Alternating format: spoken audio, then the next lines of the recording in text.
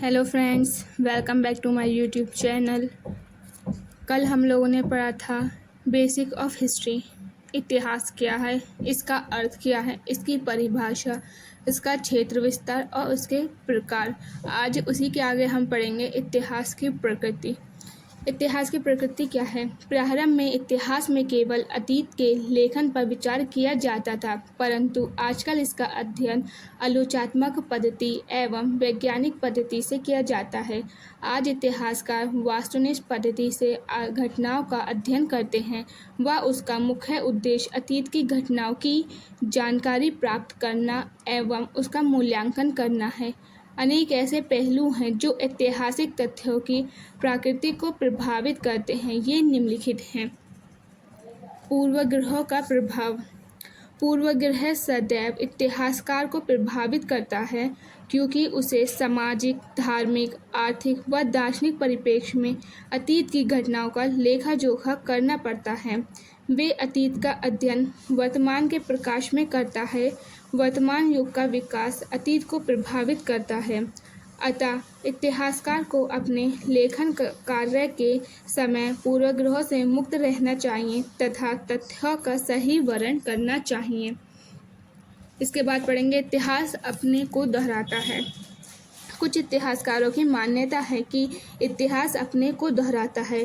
प्रथम एवं द्वितीय विश्व युद्ध इसके प्रत्यक्ष उदाहरण हैं, परंतु इतिहासकारों का दूसरा दल इसे नहीं मानता। उसका मत है कि अगर इतिहास को दोहराने के सिद्धांत में विश्वास करें तो उसका तात्पर्य ये होगा कि समाज में कोई उत्थान हुआ ही नहीं था। तीसरा है इसका इतिहास की चक्रीय एवं रैखिक प्रकृति। कुछ इतिहासकारों की मान्यता है कि ऐतिहासिक शक्तियाँ रैखिक होती हैं। ऐतिहासिक घटनाओं में निरंतरता पाई जाती है एवं वर्तमान और अतीत के मध्य एक जुड़ाव है। ये निरंतरता ही इतिहास की रैखिक प्रकृति का निर्माण करती है। दूसरी ओर कुछ इतिहासकार मानते हैं कि ऐतिहासिक शक्तियों की प्रकृति चक्रीय होती है। प्रत्येक घटना का प्रारंभ, चरम बिंदु एवं पतन होता है। ये प्रक्रिया बार बार होती रहती है व इसके कारण ही सभ्यताओं का उत्थान व पतन होता है व वंशों के द्वारा इतिहास की प्रकृति की पुष्टि होती रहती है। इसके बाद हम पढ़ेंगे इतिहास की समसामयिक प्रकृति। इतिहास में वर्तमान एवं अतीत एक दूसरे से जुड़े रहते हैं, इसलिए इतिहास अविभाज्य है। लेकिन इसके 4 विभिन्न पहलू हैं। कला, नैतिकता, तर्क व अर्थशास्त्र के नाम से जाने जाते हैं। सभी युगों में मानव की प्रकृति एक समान है, इसलिए व्यक्ति की प्रकृति क्रिया भी विभिन्न नहीं होती है। महात्मा बुद्ध, महावीर, स्वामी गांधी जी के संदेश में ही एकता पाई जाती है। इससे इतिहास की समसामयिक प्रकृति का अनुमोदन होता है।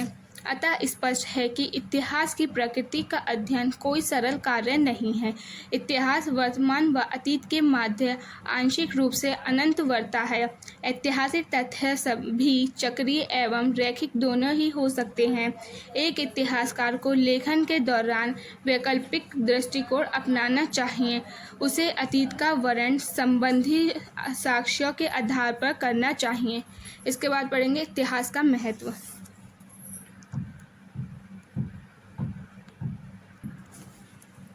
इतिहास का महत्व। इतिहास के महत्व के संदर्भ में 2 मत प्रचलित हैं। कुछ विद्वान इतिहास को उपयोगी मानते हैं तथा दूसरा पक्ष इतिहास को अनुपयोगी स्वीकार करता है। कुछ विद्वानों की धारणा है कि इतिहास का अध्ययन उचित नहीं है, क्योंकि वे अनुभव करते हैं कि व्यक्ति को अपने वर्तमान में संतुष्ट रहना चाहिए व मृतक अपने वर्तमान में संतुष्ट रहना चाहिए व मृतक अतीत के संबंध में जानकारी प्राप्त करने में समय नष्ट नहीं करना चाहिए। हीगल के मतानुसार इतिहास में जो एकमात्र सबक हम सीखते सकते हैं वो ये है कि इतिहास के पास देने के लिए कोई सबक नहीं है, किंतु इस दृष्टिकोण को विद्वानों ने अधिक मान्यता प्रदान नहीं की। वास्तुतः भूतकाल का भी उतना ही महत्व है जितना कि वर्तमान का। बिना अपने अतीत को जाने व हम वर्तमान की समस्याओं का समाधान नहीं कर सकते हैं। इतिहास के अध्ययन का इसलिए कोई भी अत्यधिक महत्व है क्योंकि वे हमें बौद्धिक संतुष्टि प्रदान करता है। इस संदर्भ में अतीत के अध्ययन से हमें अपने बौद्धिक विकास हेतु प्रचुर सामग्री उपलब्ध होती है जो भावात्मक संतुष्टि प्रदान करता है। ऐतिहासिक ज्ञान हमें वर्तमान को भली प्रकार जानने की क्षमता प्रदान करता है व भविष्य के संदर्भ में दिशा निर्देश देता है। लेखक के शब्दों में, वे जिसे सच्चे चरित्र को समझना सीख लिया है तथा आने वाले समय की प्रवृत्ति को जान लिया है तो वे स्वयं को अनुमोदित करने में गलती नहीं करता।